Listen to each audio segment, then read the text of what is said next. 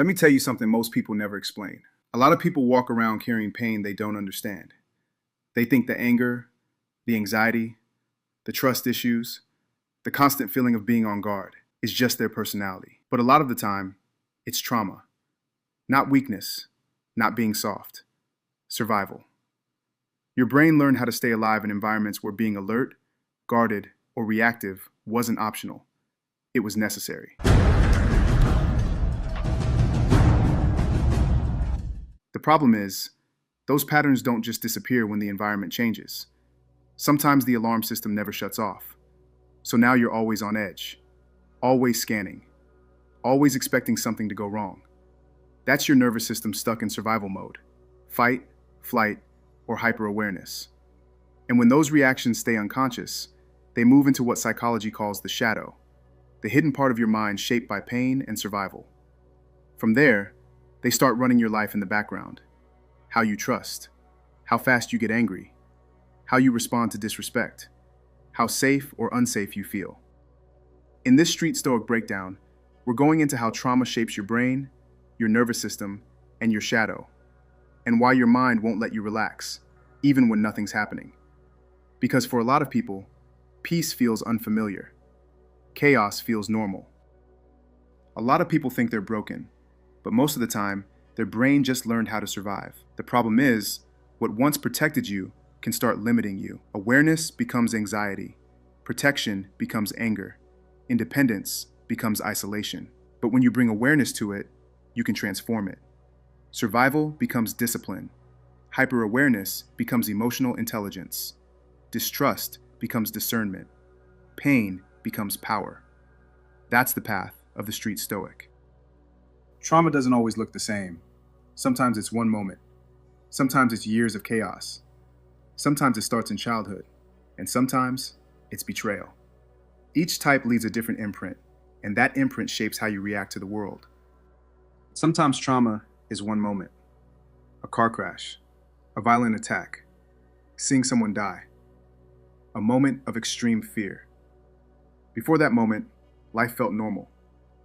After that moment, your brain changed. Your brain has an alarm system called the amygdala. Its job is simple: detect danger, keep you alive. But when something intense happens, that alarm system can get stuck on, even when the danger is gone.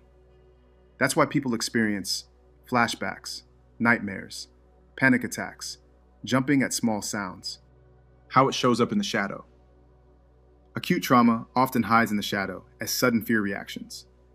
Overreacting to loud sounds, avoiding certain places, feeling danger even when things are safe. Your brain is trying to make sure that moment never happens again. When you bring awareness to it, that same survival wiring can become situational awareness, quick reaction in real danger, preparedness under pressure. What once felt like fear can become awareness. The second kind of trauma is called chronic trauma. It comes from years of dealing with crazy shit. For many of us, it wasn't just one event. It was years of chaos, violence at home, constant fighting, neglect, people betraying you again and again. When this happens, your brain learns something powerful. The world is not safe, so it adapts. You become hyper-aware. You trust nobody.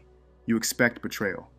Calm feels uncomfortable, because calm usually meant something bad was about to happen. How it shows up in the shadow. Chronic trauma often becomes hypervigilance. Always scanning people, always expecting disrespect, always prepared for conflict. The shadow says, stay alert, something bad could happen. What it can become. When guided with awareness, hypervigilance can become strong intuition, the ability to read people quickly, awareness in tense environments. What once looked like anxiety can become perception. Complex trauma, everything at once. Some of us didn't deal with just one problem. You've dealt with all the shit at once. Chaos at home, problems at school, violence in the neighborhood, instability everywhere. When trauma stacks up like that, our brain never learns what safety feels like. So emotions become intense. We might go from calm to rage in seconds, or shut down completely, or push people away before they get close.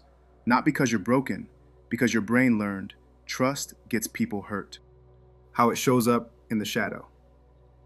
Complex trauma often appears as emotional intensity and defensive reactions. quick anger, emotional shutdown, pushing people away before they get close. Your shadow is trying to protect you from being hurt again. What it can become. When emotional control grows, that same intensity can become passion, drive, emotional depth, empathy for other people in pain. What once caused chaos can become strength with direction. Developmental trauma, childhood survival. When trauma happens during childhood, it shapes how the brain develops. Kids are supposed to learn safety, trust, emotional control. But when those things are missing, the brain learns survival instead. That's why some people grow up feeling like they always have to prove something, always stay tough, never show weakness. How it shows up in the shadow. Developmental trauma often becomes identity patterns, feeling like you must always be strong, feeling unsafe, showing emotion, believing vulnerability equals weakness. Those patterns were protection, but they can follow you into adulthood. What it can become. When balanced with awareness, that survival toughness can become resilience, self-discipline, mental toughness, the ability to handle pressure. The child who had to survive early can become the adult who stands strong in hard situations. Some of the deepest wounds do not come from violence. They come from betrayal. From opening up about your deepest, darkest secrets, being fully vulnerable, and then having that trust used against you. From being hurt by someone who was supposed to protect you, love you, or at least handle your pain with care. From people you stood next to, laughing with you, eating with you, knowing your story. People you would die for, then turning around and backstabbing you when you weren't looking. An ex you trusted in the deepest ways can leave wounds that cut deep. But so can friends or family who betray you quietly. That kind of trauma changes you. It makes trusting people feel dangerous. It makes vulnerability feel like a risk. It teaches your nervous system that closeness can turn into pain without warning. And sometimes, it causes damage that you'll never get over. How it shows up in the shadow. Betrayal trauma often turns into defensive distrust, testing people constantly, keeping emotional walls up, pulling away when people get too close, watching for signs of disloyalty, struggling to believe people's intentions are genuine. Your shadow is not doing this because you are broken. It is trying to protect you from ever being hurt like that again. What it can become. When betrayal is faced with awareness, healing, and boundaries, that same distrust can transform into something stronger. Discernment, stronger boundaries, the ability to recognize manipulation early, the wisdom to stop ignoring red flags, the strength to trust yourself first, wise trust instead of blind trust. What once became walls can become wisdom. What once felt like damage can become awareness. What once came from being betrayed can become the power to choose differently. You may never be the version of yourself that trusted so easily before, but you can become someone wiser, someone sharper, someone who recognizes loyalty by consistency, not words, someone who protects their peace without closing their heart. Here's the truth most people never talk about. The same experiences that hurt you also built abilities most people never developed. Awareness, resilience, emotional depth, the ability to read people quickly, the ability to survive pressure. But when those abilities run unconsciously, they create chaos. When you bring awareness to them, they become discipline. Marcus Aurelius said, "The obstacle is the way," meaning the thing that hurts you can become the thing that builds you. Ways to start helping yourself. Step 1, learn your triggers. DBT, mindfulness. Start noticing when your emotions spike.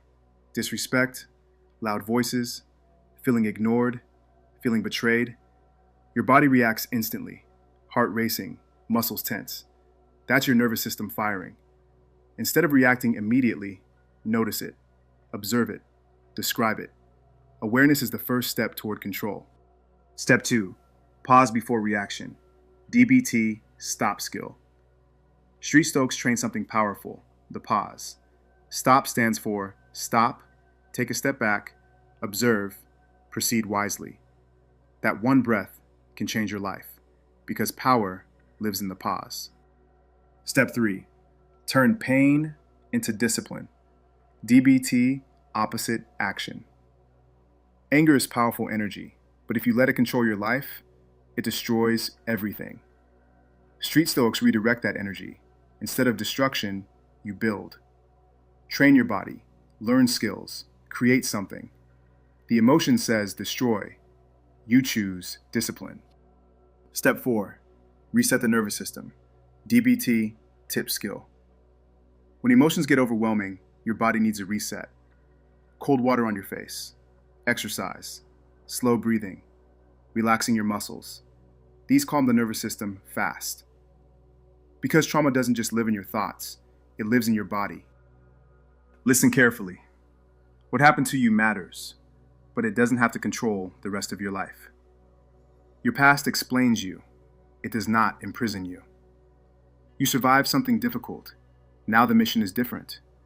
Build the man that experience tried to destroy. Most people run from their pain. Street Stoics face it, understand it, train their mind, and turn survival into strength. Most people hear messages like this and scroll past it, because real self-mastery is uncomfortable. It requires honesty, discipline, and the courage to face the parts of yourself most people avoid. This path isn't easy. It's not comfortable. It's not popular, and it's definitely not for everyone. But for the few who are built for it, it becomes a brotherhood, a mindset, a code, a movement. So if something in this message woke something up inside you, then you already know. You're one of us. Join the Street Stoic army. Tap in, subscribe, because we're just getting started. And remember, the strongest man in the room is the one who has mastered himself. Stay dangerous. Stay disciplined. Stay aware. Stay Street Stoic.